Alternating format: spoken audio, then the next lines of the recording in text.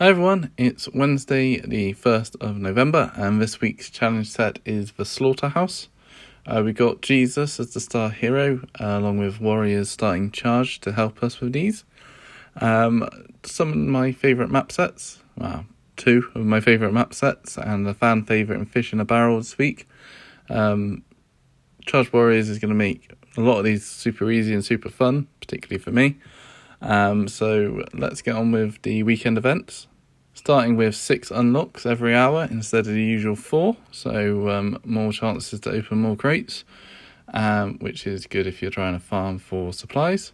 We also have double XP from kills, so every walker you kill gives you twice as much XP, and if you've got Scout Glenn in lead, you'll get more tomatoes from his leader trait as well. So that's another good one for scavenging and for grinding to improve your camp. So let's get on with the maps now, and the first one is Shelves. This is one of my favourite maps. Starts with quite a lot of normal walkers on the map. You've got to open the 3 shelves at the top of the map, and the centre one, which is flashing red, when you open that will spawn an armoured and a normal walker next to you. There is a threat counter, but if you can keep the threat down, it makes the map super easy, and if you can stun enough of them at the start, then you can normally charge it and open the 3 shelves quickly and get to the exit. Having Pizza Glenn in the team really helps, particularly with opening the middle shelves. So you want to open the left and right one first, and then open the middle one from the left hand side of the shelf. That gives you a good run straight down with Pizza Glenn to get towards the line and out of reach of anything that spawns. I'll be using 2 other warriors on this, Jesus and either Michonne or Zeke, depending on the level. Michonne because of her threat reducing abilities. So the next map is the Nest, and on this one you've got to open 3 out of 5 crates, and there is auto spawn as well as an incoming. You want to go really quick on this one because by the time the auto spawns come out, this small room gets filled up pretty quick. Charged Warriors should help up to a point. I say up to a point, pretty much all the way, along with Pizza Glenn to open multiple crates in one turn if you can. So you're going to be wanting to run in, stun and smash as much as you can with Morning Stars, open crates and get back to the line. Does get a bit trickier at higher levels, where you're probably going to want to go with Mercer and Yumiko just to clear the room, but the melee should work pretty well most of the way through. The next map is Killing Zone. This one has a lot of normal walkers. It has an incoming, and it also has a tank, which isn't on the screenshot. It's to the right hand side, which normally comes through the middle towards you. If you can keep the threat down, brilliant. Makes the map really quite easy. At higher levels, when you can't kill quick enough to keep the threat down, it's very much a case of stun and run. You've got the incoming, which comes in along the bottom row and the top right row, and these corners, there's quite a lot of hard corners in there, so it's very easy to get blocked. You can't run past or hit certain things, so it can be a bit frustrating. If you've got the new instant Morning Star, it might be helpful to keep that tank away. I love it. It's a good map. But it can get very frustrating at high levels. I'm going to be going in with 3 warriors, all with Morning Stars. That'll be the easiest way to do it for me, but I will also show some different tactics with different teams and different weapons as well. Next map is Loading Bay. Now this one is the trickiest map on the set. You start with 2 normal walkers and a tank. You got to open the door between the 2 rooms for 3 turns and then get to the exit on the other side.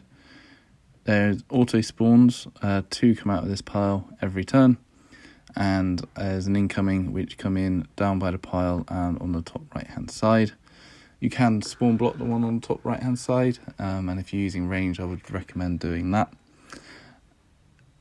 The tricky bit is getting the tank killed, giving you time to open the door.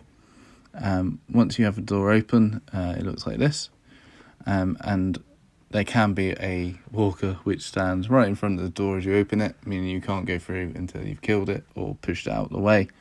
So it's always useful to have someone charged who can kill it or push it, and make your way into the room. Once you're in that room, the incoming comes in along the top row, top line on the left hand side. But once you've got the door open, the hardest bit's usually done. It's controlling the auto spawn on the right, which gets tricky once the tank's dead, because it's not the biggest of rooms and you're pretty much in range of something at all times. Definitely the hardest map on the set, so good luck to everyone on that one. Next map is Fish in a Barrel. It might look familiar because it's in 2 other map sets and most recently added to the 7th anniversary challenge map set as well. Kill all walkers, small room, take Mercer with a decent weapon and a Jesus with a Morningstar, and you shouldn't have too much of a problem on this. Just kill everything and stun what you don't kill. I'm sure you've got your own tactics for it by now after having it so recently, so I won't go into any much more detail. So the last map is Fuse Box. Another one of my favourites. Did want this to be in the 7th anniversary challenge, but it didn't get picked. What you have to do is open 3 crates. Sorry, it's a really dark picture, I'm not sure why. There's one just outside the gate on the bottom, one on the top left and one on the top right. There's also a fuse box, which is just behind the walker in front of you. The fuse box opens and shuts the gates alternately, and you can use this to control where the walkers come in. You can block one gate off and they'll start walking around to the other gate. If you can keep the threat down, that's going to make it super easy. There's also a tank and an exploder on this map. If you can time it well with the incoming, so explode the exploder just after the incoming's come in. If you're trying to keep the threat down, you can normally clear a lot of the walkers off the map and then get out before the next incoming. Incomings come in on the start line, on the bottom right and the top right. So pretty difficult to get to the line once the large incomings come in.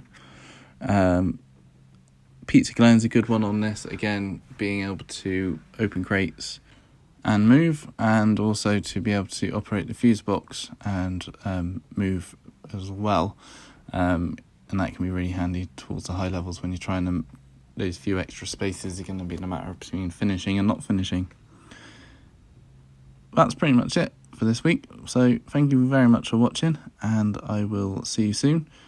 Please like and subscribe, and if you've got any comments leave them below, and we'll see you soon. Bye.